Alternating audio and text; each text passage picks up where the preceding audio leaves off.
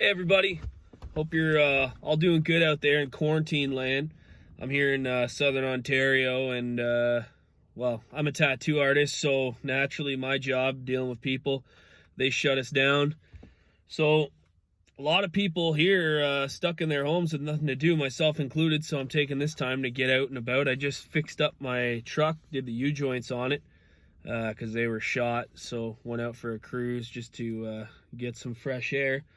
But I wanted to make a video on my project truck that I've been working on for the last year. It seems to be a never-ending endeavor.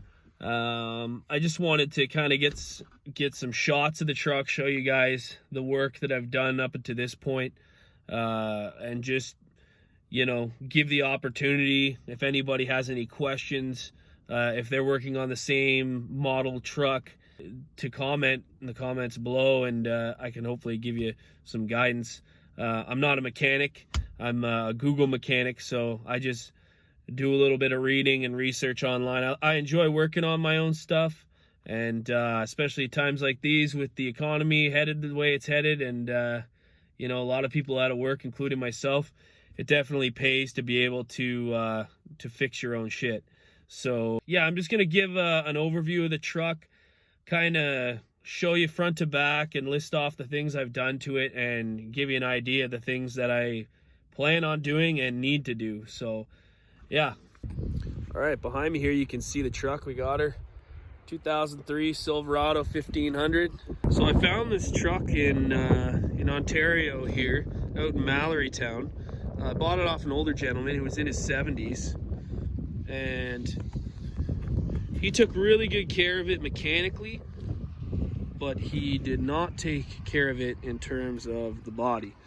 So when I found this truck, if you go back to the first video I posted on my channel, you'll see this thing was completely rotted. At the time that I got it, you could see right through the bed to either side. You could put your hands through the holes in the doors, right into the cab. So at this point, I've replaced almost the entire body. I had a quadra-steer myself before, so this bed, I pulled off my quadra-steer, transplanted that along with the rear bumper. She's got a little bit of rust on the back, you can see, so I'm gonna have to replace that again eventually. I did replace the pocket door on this side. As you can see, I've since got a couple paint chips, some rust at the bottom starting, and a dent at the top, so that'll be replaced in the near future. The driver's door is original. You can see there's some rust kind of stains from the door where it's starting to rust around the window trim. That's a pretty common spot on these trucks that I've seen. So I actually just drove to Norwin, Ontario, and picked up all new doors off a guy that are in perfect shape, no rust, no rot. I just have to get them painted, so those will be transplanted soon enough. I've had the rockers redone, but they're starting to rust a little bit. It's a never-ending battle.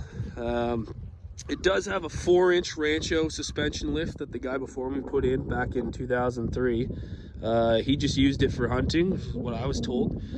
So I actually purchased this truck for the mileage. It's very low for the year, considering this truck is 17 years old. If you take a look here, let's see, we're in Canada here, so it's in kilometers, but when I bought this truck, it had 104,000 on it. Now she's got 148 in the last year. So the mileage is really, really low for this. The interior is in all right shape. I'm gonna replace the headliner. She could use it, a little stained and starting to peel. Yeah, in terms of things I've replaced on it, pretty much the body front to back, other than the front doors. Wheel bearings, all the ball joints, upper and lower.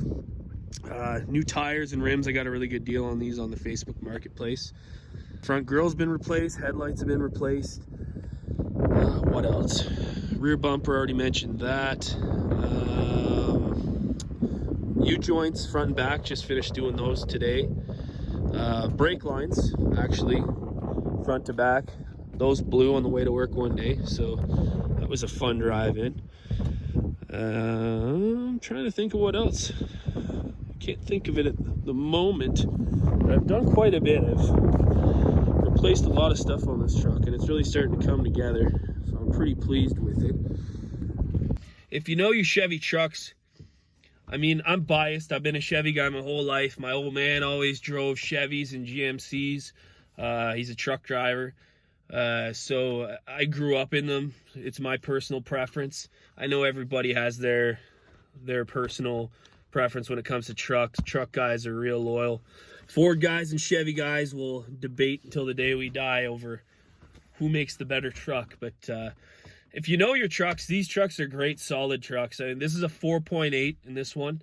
I would have liked the 5.3. It's just, I've had a couple of them. I had a 6-liter at one point, which is a bulletproof engine. If you can find a 6-liter 2500, snag one of those. I myself had a 2008 Sierra 2500 HD, like 12 inches of lift on it. It was a monster 6-liter, and I must have taken it into the shop once maybe for a mechanical repair when it came to the motor.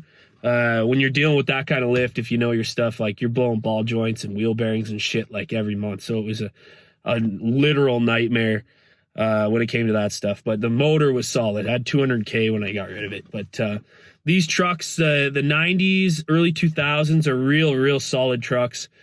Easy to fix, cheap on parts. Despite it being lifted, 4 inches of lift, and I'm running 35s on it right now.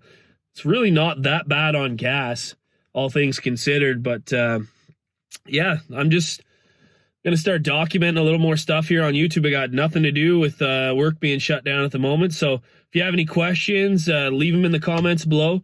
I'll be sure to get back to you. And if you're working on the same truck, props to you. They're gorgeous trucks, and let's try and keep as many of these things on the road as we can. All right, stay safe, everybody.